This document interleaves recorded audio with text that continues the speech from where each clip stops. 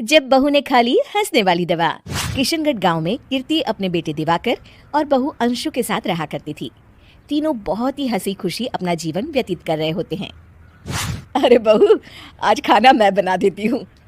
नहीं माँ जी, आप क्यों तकलीफ कर रही हैं? आप आराम कीजिए, खाना मैं ही बनाऊंगी। कितनी अच्छी बहू मिली है मुझे, भगवान ऐसी बहू सबको दे।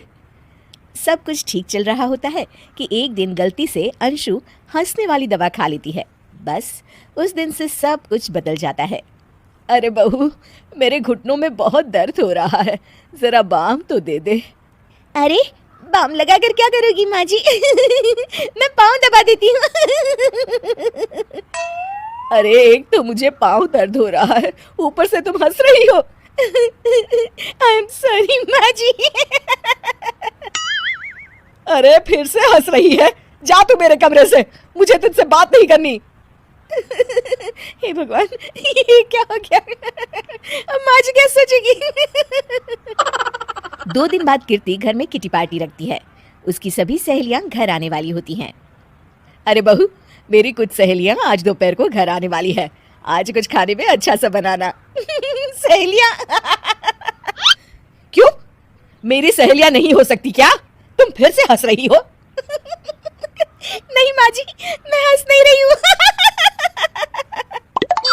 अरे फिर से हंस रही हो और बोल रही हो कि हंस नहीं रही। नहीं माँ जी, मैं तो वो। तुम जाओ मेरे सामने से और किचन का काम कर लो, जाओ। दोपहर को कीर्ति की सभी दोस्त खाने पर आ जाती हैं। अरे वाह, घर तो बहुत सुंदर सजाया है कीर्ति। अरे मैंने कहा, ये सब तो मेरी बहू का कमाल है। अरे वाह, बड़ी गुनी है तुम्हारी बहू तो। हाँ हाँ, खाना भी अच्छा बनाया है। हाँ, बहुत ही गुनी है। तो हमको नहीं मिलवाओगी क्या, या छुपा कर रखोगी अपनी हीरे जैसी बहू को? अरे नहीं नहीं, अभी बुलाती हूँ।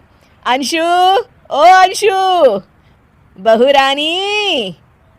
अंशु बाहर आती है। जी माँ जी। बहू, ये सब मेरी सहेलियां हैं, मिलो सबसे। नमस्ते आंटी।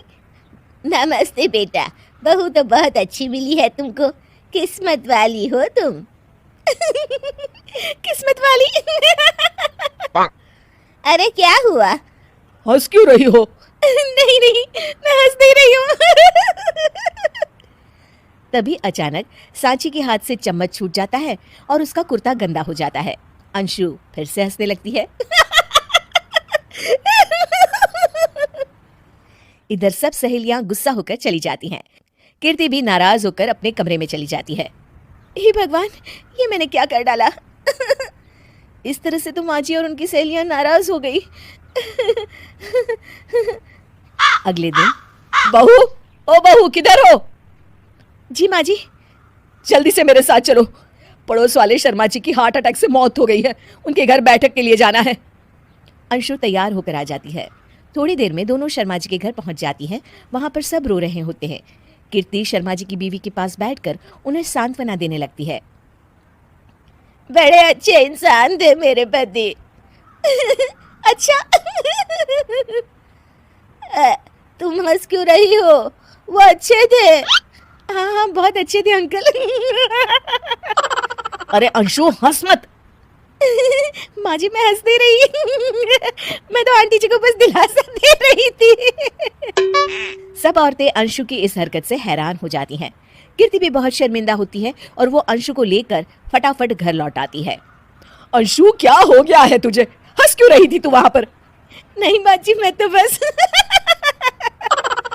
अरे तू फिर से हंस दी, जा तू अपने कमरे में, मुझे तो तुझसे बात ही नहीं करनी, मेरा बेटा ही तुझसे बात करेगा अब। रात को जब दिवाकर घर लौट आता है तो कीर्ति दिवाकर को सब कुछ बताती है। ठीक है माँ, अब फिक्र मत करो, मैं अंशु से बात करता हूँ। दिवाकर अपने कमरे में जाता है। जी आ गए आप? कैसे हैं? मैं तो ठीक हूँ, बस सर में हल्का दर्द है। सर में दर्द? अरे इसमें हंसने की क्या बात है? नहीं, मैं हंस नहीं रही हूँ। मुझे तो फिक्र हो रही है आपकी। एक तो मेरे सर में दर्द है, ऊपर से तुम हंस रही हो। अरे कैसे समझाऊं मैं आपको? मैं हंस नहीं रही। अंशु, तुम इस घर से चली जाओ। माँ ने मुझे बताया जो भी तुमने शर्मा आंटी के घर किया और किटी पार्टी में भी। नहीं जी, मैं ऐसे नहीं हूँ। तो अभी क्या हुआ था? क्यों हंस रही थी तुम? रुकिए, मैं आपको सब कुछ बताती हूँ। बताती हूँ आपको सब कुछ। अंशु डायरी में लिखकर दिवाकर को पढ़ने देती है। कुछ दिनों पहले मैंने गलती से हंसने वाली दवा पी ली थी, जिसकी वजह से ये सब हो रहा है। इसका असर कुछ दिन और रहेगा। अरे तो तुमने ये सब पहले क्यों नहीं बताया अंशु? वो मैंने माँ जी को बताने की बहुत कोशिश की, मगर उन्होंने सुना ही नहीं। अरे ठीक है, मगर वादा करो जब तक दवाई का असर ठीक नहीं हो जाता तुम घर से बाहर नहीं जाओगी। नहीं जाऊंगी, और हंसूंगी तो बिल्कुल नहीं। लो, तुम तो फिर से हंस दी।